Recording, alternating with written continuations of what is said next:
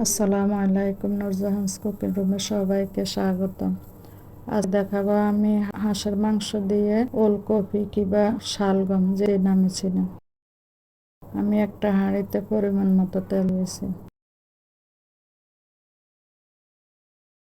তেলটা একটু গরম হয়েছে, আমি ওলকপিগুলো দিয়ে এখন ভেজে নেব। ওলকপিটা দেওয়ার পরে একটু পানি ছাড়বো, এটার জন্য ভয় পাবেন না। এখন আমি 1 চামচ লবণ দিয়েছি, হাফ চামচ হলুদ দিয়েছি, দিয়ে এখন এগুলোর ভালোভাবে নেড়ে চেড়ে নেব। আমি এগুলোর পুরোপুরি সিদ্ধ করব না, হাফ সিদ্ধ করবো, আর হাফটা হাঁসের মাংসের সাথে সিদ্ধ হবে।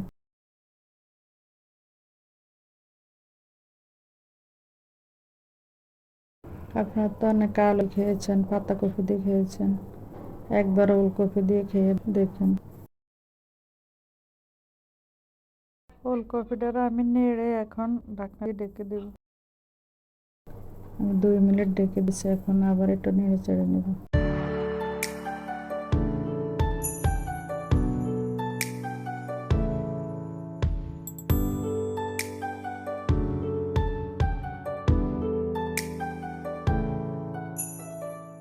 আমার কপিটা ভাজা হয়ে গেছে, এখন আমি এগুলোরে উঠে নেব। আমি ওই তেলে এখন 2-3 টুকরা দারচিনি দিয়েছি, 2টা তেজপাতা আর 3টা এলাচরে আমি এইভাবে থেতো করে নিয়েছি। এখন এগুলো দিয়ে দেবো, দিয়ে এগুলো একটু নেড়ে চেড়ে নেব। এখন আমি হাফ কাপ পেঁয়াজ দিয়ে দেব, দিয়ে পেঁয়াজটা এখন একটু ভেজে নেব।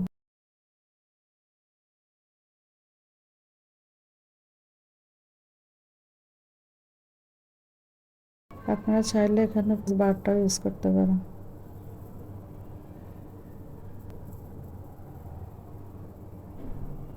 আমার পেঁয়াজ ভাজা হয়ে গেছে, এখন আমি আদা রসুন বাটা দিয়ে দেব। এখানে আমি 2 টেবিল চামচ আদা রসুন বাটা দিয়েছি, দিয়ে এগুলো ভালোভাবে আবার মিশিয়ে নেব। আদা রসুনের গন্ধ না যাওয়া পর্যন্ত এগুলো ভেজে নেব।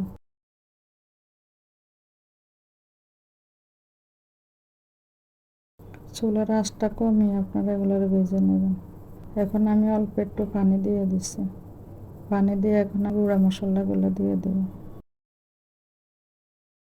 আমি এখানে হলুদ গুঁড়া দিয়েছি 1.5 টেবিল চামচ। জাল আপনারা আপনাদের পছন্দ মতো জাল দেবেন। আমি হলুদ গুঁড়া মরিচ গুঁড়া দিয়ে এখন এগুলোর আমি ভালো করে মিশাবো।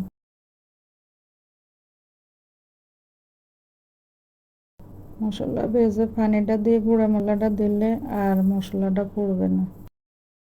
এখন আমি 1 টেবিল চামচ আবার লবণ দিয়ে দিয়েছি, দিয়ে এগুলোর আবার ভালো করে মিশিয়ে নেব।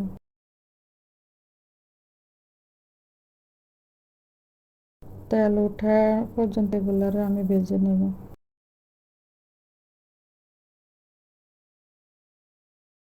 আমার মশলাতে তেল উঠে গেছে, এখন আমি মাংস দিয়ে দেব।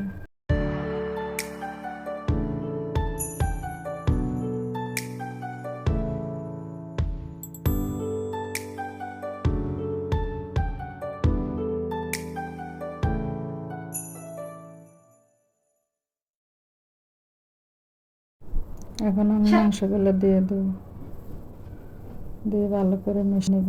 মশলার সাথে ভালো করে মিশিয়ে নিতে হবে।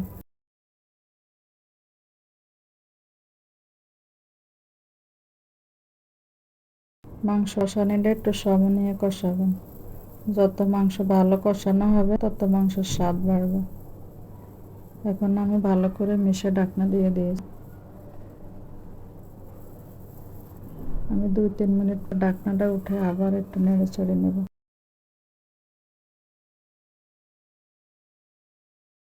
এখন আমি একটা টমেটো কুচি দিয়ে দিয়েছি, দিয়ে আমি আবার ভালো করে মিশিয়ে নেব।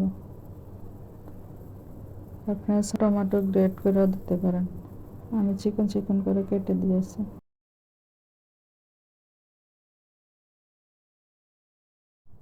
আমি ভালো করে নেড়ে চেড়ে নিচ্ছি, এখন আমি ঢেকে দিব। ঢাকনাটা উঠে আমি আবার নেড়ে ছেড়ে দেব। খেয়াল রাখবেন নিচে দিয়ে যেন না লাগে।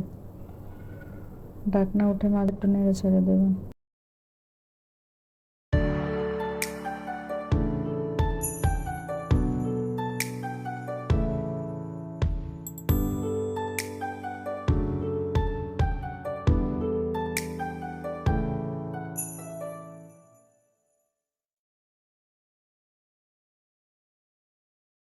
আমি আবার একটু নেড়ে চেড়ে আবার ঢাকনা দিয়ে ঢেকে দিয়েছি। মাংসটা যত কষাবেন তত মাংসের স্বাদ বাড়বে।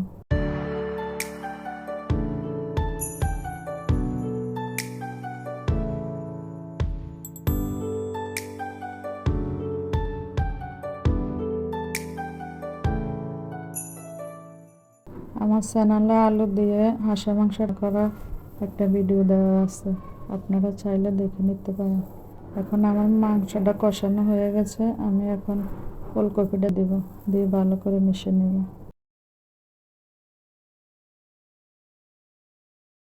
দেখুন আমার ওলকপির সাথে মশলা একদম মিশে গেছে। এখন আমি আবার ঢাকনা দিয়ে ঢেকে দেব। তারপর আমি আবার ঢাকনাটা উঠে আবার একটু নেড়ে ছেড়ে নেব। আমি একটা বড় আস্তা রসুন দিয়েছি। হাঁসের মাংসের সাথে গোটা রসুন দিলে খুব ভালো লাগে।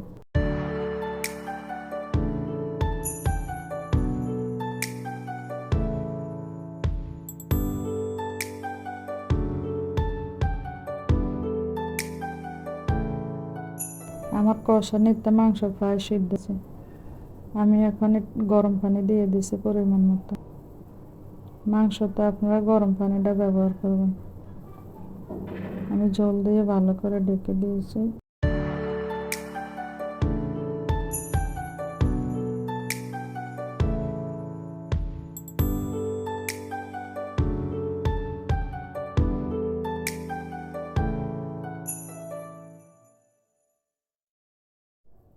আমি এখন নেড়ে ছেড়ে ঢাকনা দিয়ে ঢেকে দেব।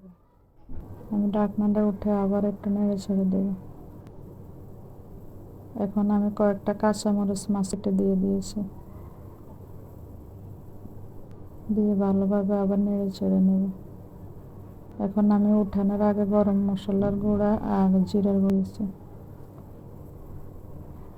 আমি তো জিরাটা একটু পরে ইউজ করি, কারণ পরে জিরার গুঁড়ো মাংসে সুন্দর একটা ঘ্রাণও আসে, স্বাদও বাড়ে। আপনি চাইলে আগেও দিতে পারেন। আমি এখন আবার একটু ঢেকে দেব। আমার মাংসটা হয়ে গেছে, পরিবেশন করে দেখাবো। এই যে দেখুন, মাংসটা যেমন সুন্দর, খেতে অনেক ভালো হয়েছে।